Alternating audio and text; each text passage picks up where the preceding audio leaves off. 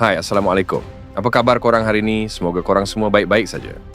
Baik, ketika ekonomi dunia tidak stabil dengan harga minyak melonjak naik, ternyata Malaysia satu-satunya negara di Asia Tenggara yang kebal terhadap kejutan tenaga global yang dihadapi seluruh negara di dunia pada ketika ini. Wah, sebegitu hebatkah Malaysia? Kenapa hanya Malaysia yang disebut dan tiada Indonesia? Malah hanya Malaysia dan China saja yang mampu bertahan terhadap krisis ini.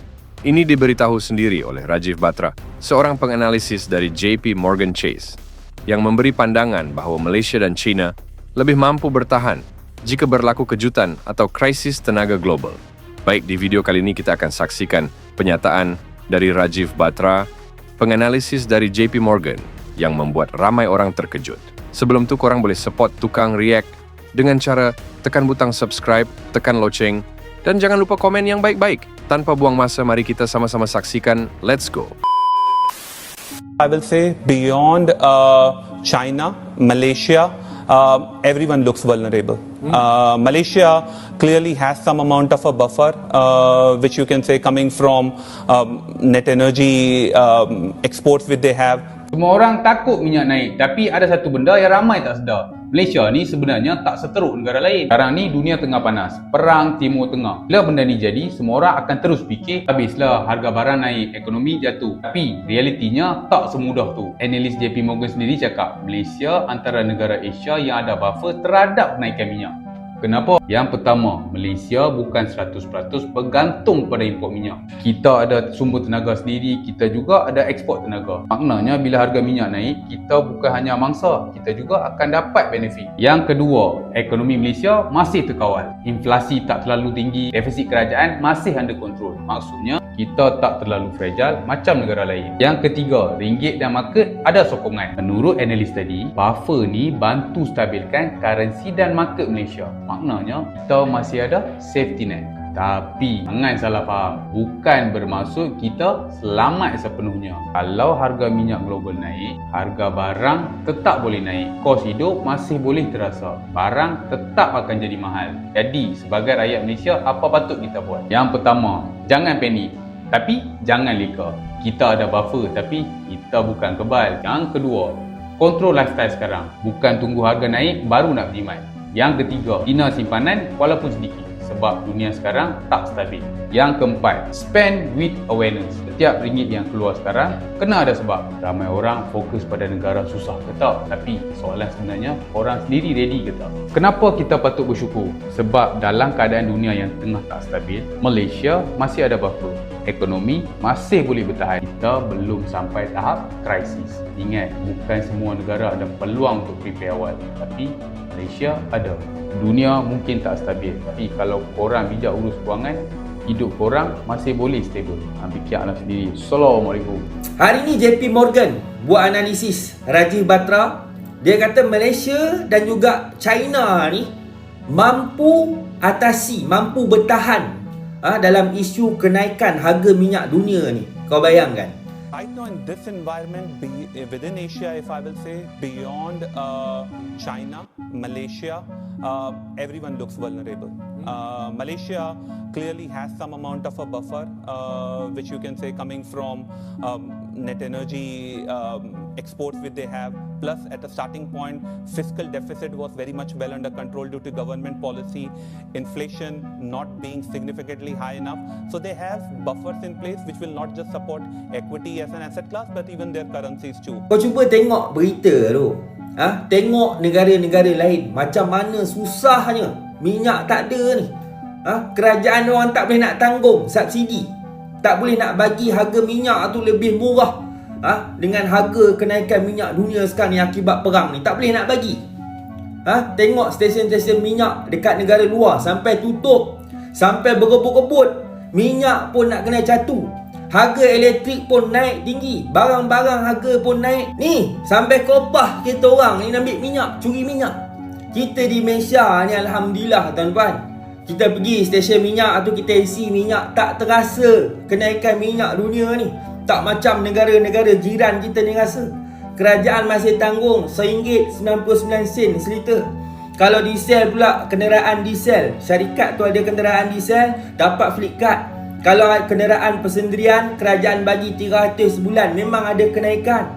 Tapi tak terasa macam negara-negara jiran yang lain. Kita pergi stesen minyak mana-mana pun masih buka lagi, tak tutup. Tak kena catu minyak, tak huru-hara dalam Malaysia ni, Alhamdulillah masih lagi mampu bertahan. Yang kau pergi maki hamun PM, maki hamun kerajaan tu lah kenapa?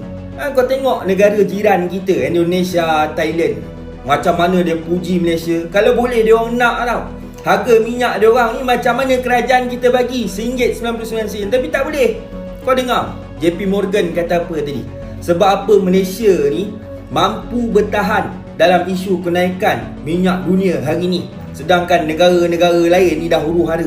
Sebab apa? Ekonomi stabil, pelaburan, diplomasi yang tertinggi. Inilah yang kau maki PM sebelum ni.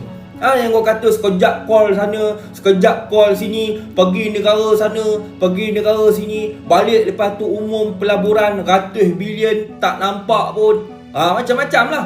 Bila kerajaan nak buat apa? Subsidi daripada subsidi pukal ke subsidi berasas. Korang kutuk. Ni sekarang ni kau nampak kan apa hasil dia. Kalau kau tak nampak lagi, aku tak tahu nak cakap apa. Elok lah. Kalau kau tak nampak lagi, elok lah kau pergi duduk Thailand, kau pergi sepadan cik kayu hitam ke mana tu. Kau pergi masuk ke Thailand, kau duduk sana 2 bulan, bawa kereta kau pergi sana. Nak tengok rasa macam mana. And who is most vulnerable market-wise? Right now in this environment, within Asia, if I will say, beyond China, Malaysia, everyone looks vulnerable. Malaysia clearly has some amount of a buffer, which you can say coming from net energy exports which they have. Plus, at a starting point, fiscal deficit was very much well under control due to government policy, inflation not being significantly high enough. So they have buffers in place which will not just support equity as an asset class, but even their currencies too. Then comes China. 5% of their electricity production is only dependent on imported energy. Rest, majority of them, they are dependent on their domestic productions per se. They have the strategic buffer close to 1.7 billion barrel capacity available.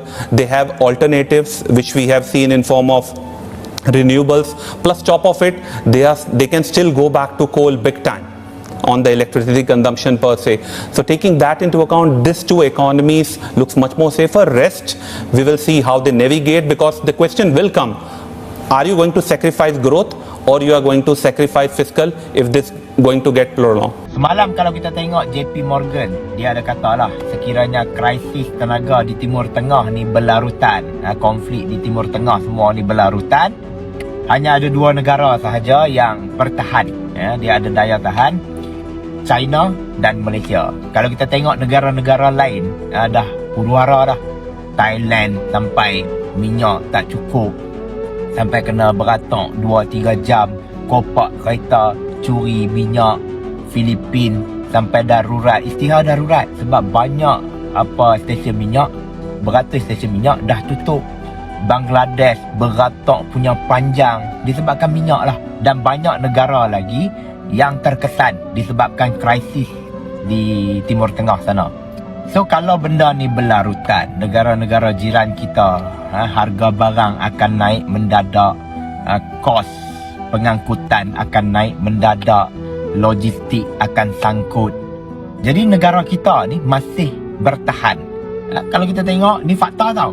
Harga minyak masih RM1.99, bekalan minyak masih mencukupi sampai bulan 5 dan tengah berusaha lagi untuk memastikan bekalan minyak cukup. Kita tengah beraya ni.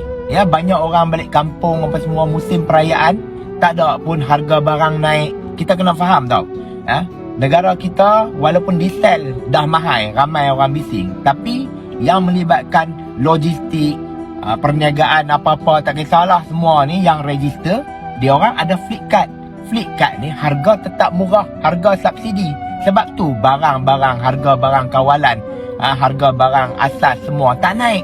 Jadi ekonomi kita ni masih okey, masih boleh bertahan, dan pelabur-pelabur pun masih bertahan di dalam negara kita. Kalau kita tengok di negara-negara luar, banyak pelabur-pelabur pun cabut lari. Jadi kita lah ni, kita tolaklah politik ke tepi dulu. Tak payahlah nak main politik sangat. Sama-sama kita sokong kerajaan madani, sama-sama kita sokong usaha PMX untuk kebaikan negara, untuk kebaikan rakyat.